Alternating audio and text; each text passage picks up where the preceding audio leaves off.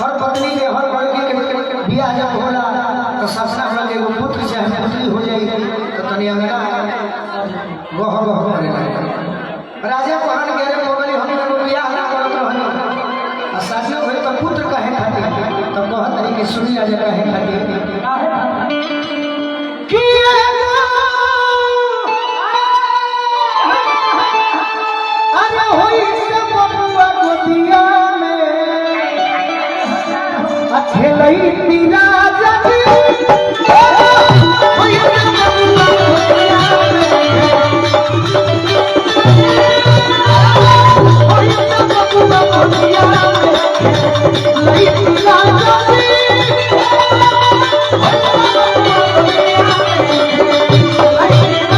बबुआ ऐसे चाहत नहीं कि गांव भर के लोग हमरा के माझी ना कहे बाधिन के नाम मिटैती जिया हम रखी के जुड़ती अरे बाधिन के नाम मिटैती जिया हम रखी के जुड़ती यदि हमारा बबुआ हो जाए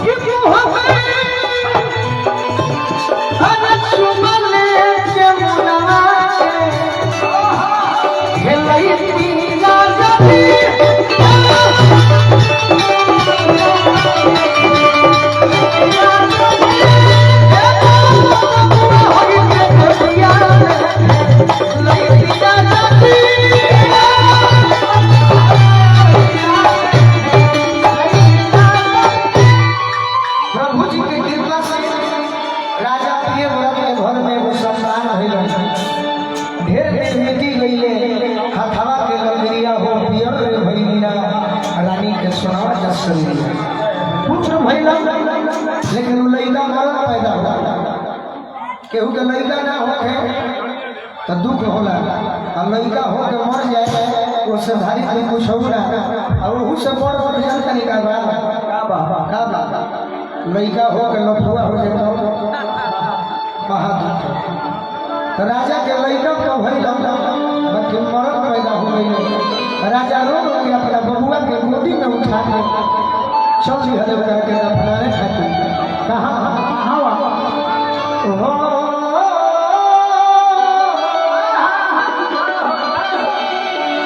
अरे किलई के मराला कालला लई के मराला कालला राजा यसमसाना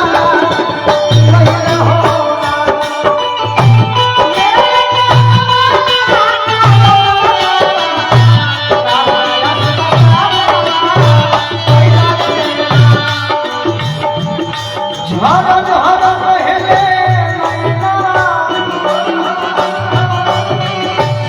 झरन झरन पहले राजा जी झरन भइले हो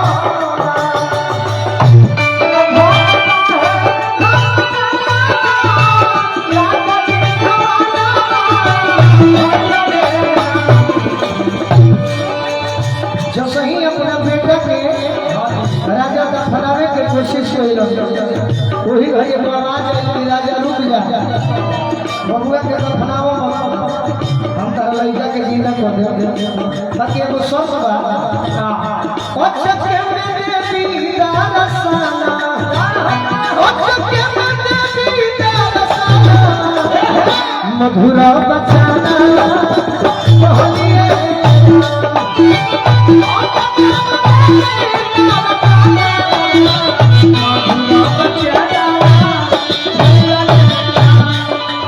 जो सही राजा सोचलन की दफनाई देवी प्रगट होके कहतनी कि राजा तनी मनी रुक जा दफनाई हो बाकी तारा लइका के हम जिया दे बाकी तारे को काम करे के पड़ी राजा को हम कि तुम हो कौन तो कहली कि हमारा नाम घरसी माता हो तारा लइका तुम मिनट में जी जाई बाकी को काम करबो तो तारे छठ के पूजा करे के पड़ी राजा कहले कि माई हम तैयार बानी लइका जी कोई अब है राजा घरे घरे जाके का कहला छोटी रे मूर्ति मालिन रे बिटिया भुलिया लोट हो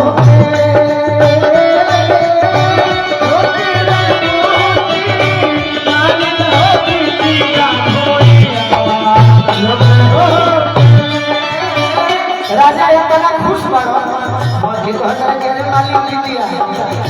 तू हमरा के हां जरूर है कि हमार बबुआ मरल पैदा भइल आ छठी मई के कृपा से जियत बा त तहरा से मिलती बा फूलाले कोई होय बिटिया करही या के हो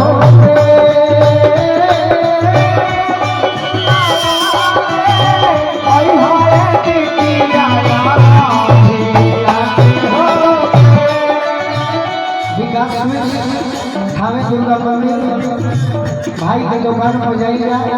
खूब सुंदर सुंदर प्रसादी चढ़ाइए मंदिर के सदस्य के तरफ से बहुत बहुत आशीर्वाद राजा जाके कहते हैं कि सुन रे बिटिया डोमिन बिटिया हमें हमारे घरे जरूर है छोटी रे मूर्ति डोमिन रे बिटिया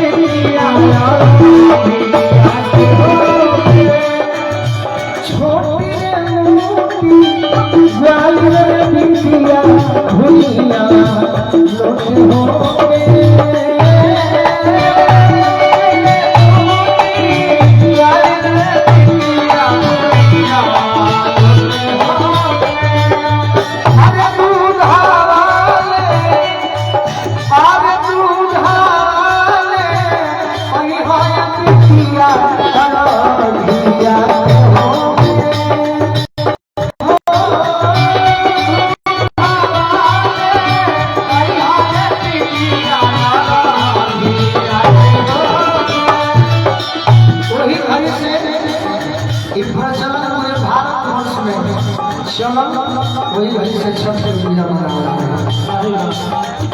छोटी